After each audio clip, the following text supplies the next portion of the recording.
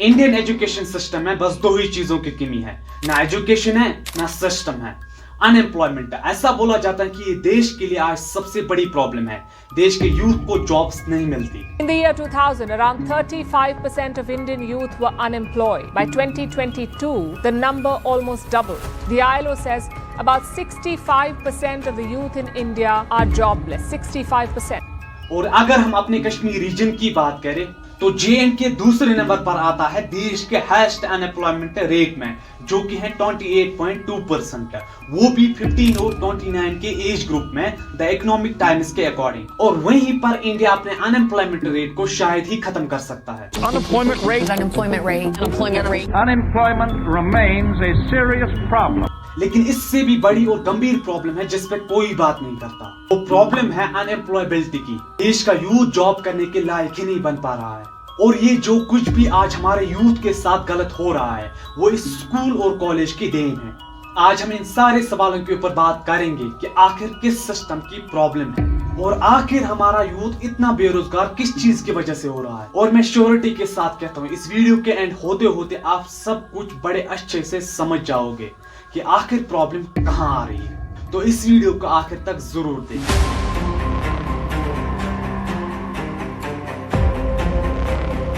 अस्सलाम वालेकुम दोस्तों, इंडिया में तो यंग पॉपुलेशन बहुत ज्यादा है, पर इसका एक बहुत बड़ा हिस्सा है जो जॉब करने के लायक ही नहीं है। 83% of the jobless workforce in India is under 34 years of age. So most of the unemployed people are young. And this is worrying because India's young population is seen as a national asset. तो जिस young population से आप उम्मीदें लगाए हुए बैठे हो उनके पास तो नौकरियां ही नहीं है।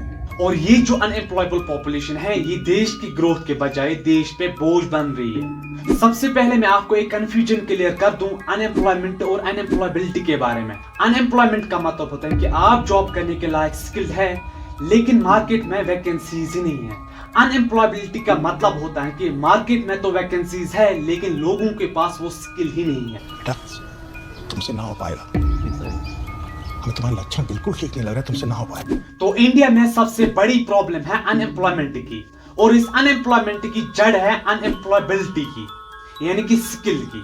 और इन सब चीजों की जड़ है हमारा इंडियन एजुकेशन सिस्टम, जिसमें हमें राठौड़ दास, श्यामल दास, छाछड़ जैसे स्किलफुल लोग नहीं चाहिए, बल्कि हमें चतुर जैसे रट्टा लगाने वाले चाहिए जिसमें स्किल नाम की कोई चीज ही नहीं है। वही जैसे हमारे इंडिया में कास्ट सेंसस होती है पर स्किल सेंसस बिल्कुल भी नहीं। हमारे हिसाब से इसका नाम इंडियन एजुकेशन सिस्टम नहीं बल्कि इंडियन रेड ट्रैप सिस्टम होना चाहिए, जिसमें अमीर और गरीब बनता जा रहा है। इंडिया कोई गरीब देश नहीं है मामा, इसकी सारी दौलत काले धन के रूप में छुपा दी गई है। इसलिए कितना ऊंच नीच का भेद है देखो। Rich gets richer and poor gets poorer. अमीर और अमीर बनते जा रहे हैं और गरीब और गरीब। हमारा देश गरीबी की चपेट में है, इसकी यही वजह है ये काला पैसा।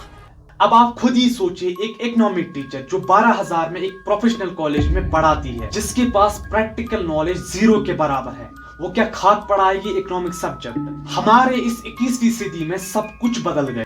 आपका टीवी बदल गया, आपका फ्रिज बदल गया, हमारा हर एक इक्विपमेंट बदल गया, पर हमारा एजुकेशन सिस्टम वही 100 साल पुराना सड़ा हुआ सिस्टम जो अभी किसी काम का नहीं है।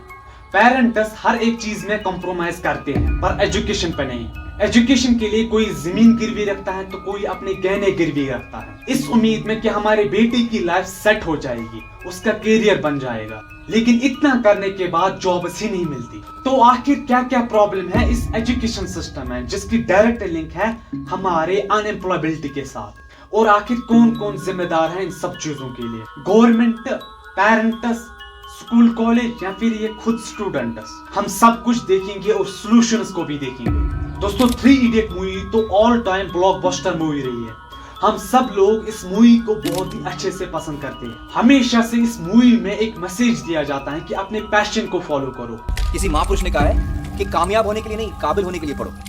सक्सेस के पीछे मत भागो, एक्सेलेंस का पीछा करो। सक्सेस झक मार के तुम्हारे पीछे आएगी। पर इतने सालों के बावजूद भी ग्राउंड रियलिटी इससे हटके है। फ्यूचर से इतना डरेगा तो क्या खाक जिएगा? These are India's young people who are supposed to fuel the country's economy. मेरा नाम मोहित कुमार है। मैं बठिंडा पे रेलवे स्टेशन में कुली का काम कर रहा हूँ। मैं बीटेक की हुई है मैंने। तो जब हम इंडियन एजुकेशन सिस्टम की बात कर ही रहे हैं तो हम बात कर रहे हैं स्कूल और कॉलेज में पढ़ाए गए तरीकों की और एग्जामिनेशन सिस्टम की। लेकिन असलियत में दोस्तों ये पूरी प्रॉब्लम पूरी इकोसिस्टम की है। जैसे हमारे कश्मीर में एक बहुत बुरा कल्चर चल रहा है 10th और 12th टॉपर्स की, जिसकी हाइप ये so called Kashmiri news channels बना रहे हैं। आप देख रहे हैं एशियन न्यूज हब का लाइव ब्रॉडकास्ट। नाज़रीन, जैसा कि आप सब जानते हैं 10th क्लास के रिजल्ट आ गए हैं और आज जो हमारे साथ मौजूद है ये सब टॉपर्स है और ये सब डाउनटाउन के ताल्लुक रखने वाले हैं। और आपको ये भी बता दें ये सब डाउनटाउन के होनहार, डेडिकेटेड और कामयाब बच्चे हैं, क्योंकि इससे पहले भी हमने आपको दिखाया कि जो नीट क्वालिफायर्स थे वो भी डाउनटाउन के थे। 495 आउट ऑफ 500 है आपका स्कोर। बात तो ये लोग ऐसे कर रहे हैं जैसे इन लोगों ने कोई बड़ा तीर मार लिया है, कोई बड़ा रिवोल्यूशन लाया है। ये 10th और 12th के मार्क्स आखिर किस काम के आते हैं? मेरे तो काम कभी आए नहीं, ना इन मार्क्स की कभी मुझे जरूरत पड़ी। यानी कि अगर आपको महान स्टूडेंट बनना है तो आपको टॉप करना ही पड़ेगा। और वो स्टूडेंट जो बस पास ही हुए हैं उनकी लाइफ क्या खत्म हो गई?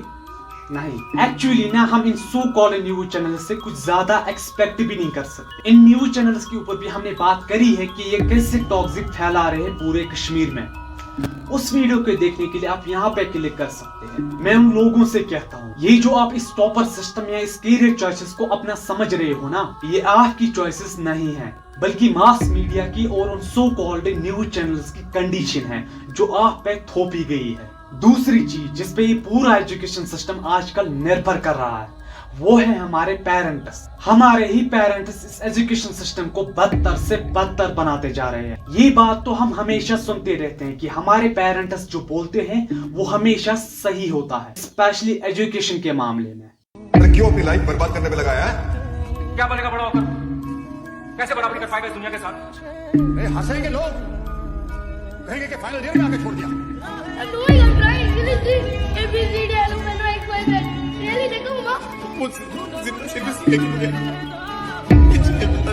मुझे नहीं समझ आती इंजीनियरिंग, बनने के तो बहुत खराब इंजीनियर। और अगर आजकल आपने अपने पेरेंट्स पर कोई भी सवाल किया या किसी बात पर डिसएग्री हुए तो फिर फौरन आपके ऊपर एक टैग लगा दिया जाता है। बदतमीज हो, सर पे चढ़े हुए हो, हाथ से निकल गए हो।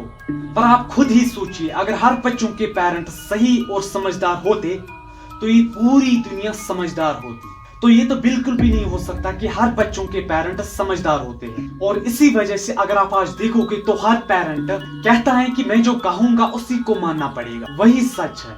और फिर यही पेरेंट्स अपने बच्चों को मारते पीटते हैं, उन्हें डांटते हैं छोटी मोटी बातों पर अगर बच्चे ने इनकार कर दिया तो जब ऐसे पेरेंट्स कहते हैं कि हम तो अपने बेटे को इंजीनियर ही बनाएंगे और बेटी को डॉक्टर ही बनाएंगे, तो जरा सोचिए ऐसी बातों को सोचकर एक ऐसा बच्चा जिसका कॉन्फिडेंस पूरी तरीके से गिरा हुआ है वो क्या ही सवाल करेगा अपने पेरेंट्स से कि मुझे ये चाहिए या मुझे ये पसंद है। हमारे पेरेंट्स तो रेस के चक्कर में पड़ चुके हैं।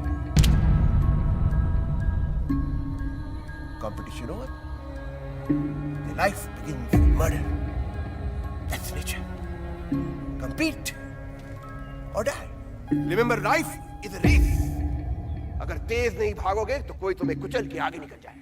अब आप बताओ कितने ही लोग या कितने ही स्टूडेंट्स आजकल टीचर से क्वेश्चन कर पाते हैं स्कूल या कॉलेज में। जब एक टीचर सिर्फ एक सब्जेक्ट पढ़ा सकता है तो एक स्टूडेंट 10 सब्जेक्ट कैसे पढ़ सकता है? याद रखिएगा, मार्क्स हमेशा उन्हीं के अच्छे आते हैं जो रट्टा लगाने वाले होते हैं। कोई पेपर चेक करने वाला प्रोफेसर क्यों चाहेगा किसी ऐसे का पेपर चेक करना जिसमें टाइम लग जाए या जिसने खुद ही अपने ही एक्सपीरियंस से लिखा है? वो तो वही पेपर चेक करेगा ना जिसमें कम टाइम लग जाए।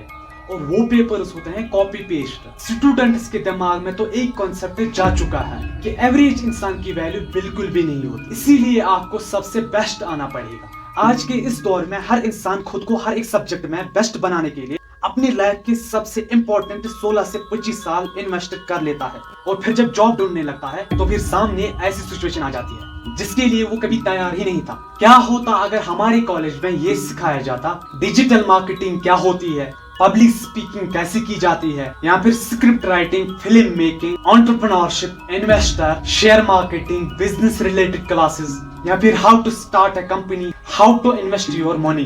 देखिए, हम सब लोगों को पैसा कमाना है, लेकिन आफ्टर ऑल हम में से कितने लोगों को पता है कि पैसा बनाया कैसे जाता है? आप ये समझो, हमारा एजुकेशन सिस्टम ये चाहता ही नहीं है कि हम इंडिपेंडेंट रहे, क्वेश्चन करे, क्रिटिसिज्म करे, क्योंकि अगर हमारे अंदर लीडरशिप क्वालिटीज बढ़ गई या उन स्टूडेंट्स में लीडरशिप क्वालिटीज बढ़ गई तो फिर कंपनीज को सिलेबस कहां से मिलेंगे? क्या होता अगर हमें battle of Panipat, battle of Haldi Ghati, world war के साथ साथ Amazon, Google, YouTube, Facebook, Apple इन सब के बिजनेस मॉडल पढ़ाए जाते, पर कहां?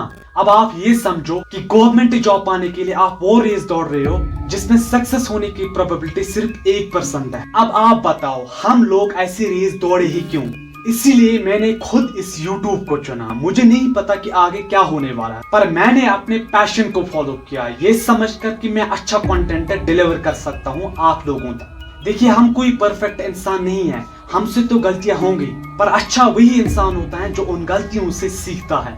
हम भी पढ़ रहे हैं, पर हमारा पूरा कंसंट्रेशन इस YouTube पे है आपको बेस्ट से बेस्ट देने की। अगर आप यहाँ तक आ ही गए हो तो आपसे एक आवेदन है कि इस वीडियो को लाइक और इस चैनल को सब्सक्राइब जरूर कीजिएगा, इससे हमारी बहुत हेल्प होती है। अगर हम अनएम्प्लॉयबिलिटी की बात कर ही रहे हैं तो आप इस वीडियो को पूरे ध्यान से देखना। इंडिया में सिर्फ 2 ही प्रकार के लोग बेरोजगार हैं, मैं अभी बता दूं आपको। पहले वो जिनको गवर्नमेंट जॉब चाहिए, दूसरी वो जिनके पास स्किल नहीं है। और मैं आपको बता रहा हूँ, सिर्फ वही लोग जो 5-5, 7 साल गवर्नमेंट जॉब की तैयारी कर रहे हैं कि हमको यहाँ घुसना है, हमको वहां घुसना है, जो अब धीरे धीरे और कम होगा। मैं सिंपल से सादी सी बात बता दूं। दूसरी चीज वो है जिसके पास स्किल सेट नहीं है। अब आपको प्राइवेट तो रिजर्वेशन के बेसिस पे लेगा नहीं, आपको वहां पे मेरिटोक्रेसी दिखानी पड़ेगी, अपने 10-12 के मार्क्स दिखाने पड़ेंगे। अब कंपनी आती है, मुंह खोल के पैसा देती है। मैं गवर्नमेंट जॉब एम्प्लॉय वाला बंदा नहीं हूँ कि वो घर में बैठ के पढ़ता रहूंगा। मेरे को गूगल आएगी, माइक्रोसॉफ्ट उठाएगी और यहीं पे नौकरी देगी। We are the cheapest labour provider in the world. और आईटी सेक्टर इसलिए बूम कर रहा है और अगले 10 साल में भी यही होने वाला है। आप चाहते हैं आपके देश की जीडीपी बढ़े तो आपका इन्फ्लेशन भी बढ़ेगा। नॉर्मल से इकोनॉमिक्स का थ्योरी है, लेकिन लोगों को समझ। वही अगर हम अपने सरकारी स्कूल की बात करें, वहां इंफ्रास्ट्रक्चर नहीं है, ढंग के टीचर नहीं है, क्वालिटी की एजुकेशन नहीं है। और प्राइवेट स्कूल की अगर हम बात करें तो उनकी फी और नखरे इतने ज्यादा है कि आम आदमी की औकात नहीं है। और जैसे तैसे करके अगर इस सिस्टम से कोई बाहर आ भी गया तो फिर जॉब ऐसी नहीं है। ये स्कूल और कॉलेज वो बिजनेस के अड्डे होते हैं जिसके कस्टमर स्टूडेंट्स होते हैं। हमने ये सारी बातें आपको इसीलिए बोली क्योंकि हमारी वीडियो का टाइटल है बेरोजगार यूथ, क्योंकि अनएम्प्लॉयबिलिटी का कारण है हमारा एजुकेशन सिस्टम। तो चलिए अब बात करते हैं आखिर इन सब प्रॉब्लम्स का सलूशन क्या है। Number 1, parents. एक्चुअली में यहाँ पहले पेरेंट्स को सुधरने की जरूरत है। आपको टाइम के साथ साथ अपडेटेड रहना पड़ेगा। अगर उनके पास नॉलेज ही नहीं है किसी करियर ऑप्शन के बारे में तो उनको नॉलेज बढ़ाने की बहुत जरूरत है। लेकिन वहां से वो उल्टा करके कहते हैं नहीं तुम वो करो जो हम कहेंगे। वही जैसे 3 इडियट मूवी में ये डायलॉग है, अब नहीं मारेंगे। पर अगर कुछ स्टूडेंट्स ने करेज दिखाई बात करने की, उन्हें समझाने की, तो दूसरी तरफ से जवाब आएगा तो करो अपनी मर्जी, हमें बाद में मत बोलना। ये चीज सुनकर एक स्टूडेंट के मन में क्या आएगा? बहुत सारा डाउट और फियर। वो एक नया रास्ता चुन रहा था जहाँ पे पेरेंट्स ने उसे धकेल दिया अपने हाथ पीछे लेके।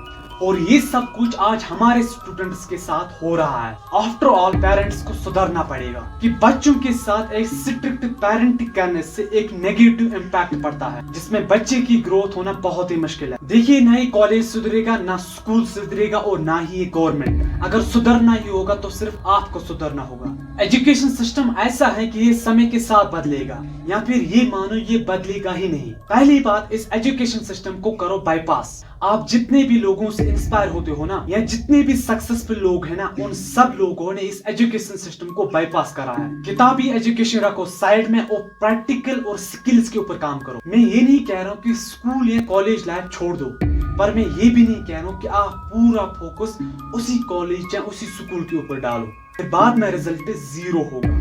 अब आप खुद डिसाइड करो कि मैं वो चीज कभी नहीं करूंगा जिस चीज की मुझे समझ ही नहीं आ रही है या जिसमें मेरा मन ही नहीं लग रहा है। और याद रखिएगा, जिस चीज में आप बेस्ट हो उसी को बेस्ट से बेस्ट बनाने की कोशिश करो। इन सिंपल अपने पैशन को फॉलो करो। आप एजुकेशन के भरोसे मत बैठना, ये शायद ही बदलेगा, और अगर बदल गया तो आप शायद ना होंगे। मैं हमेशा से आपसे एक बात करता रहूंगा, #self education, #self education, #self education. और ओवरऑल कंक्लूजन पे हमने एक कोट किया है, सुनिएगा जरूर, हिम्मत रखो सब ठीक होगा, ये वक्त भी गुजर ही जाएगा, खुद पर विश्वास रखो आपकी मेहनत रंग लाएगी, धीरज रखो सफलता पास में है। अगर आपको ये वीडियो पसंद आया है तो इस वीडियो को लाइक और इस चैनल को सब्सक्राइब जरूर कीजिएगा, इससे हमें बहुत हेल्प मिलती है। बहुत बहुत शुक्रिया।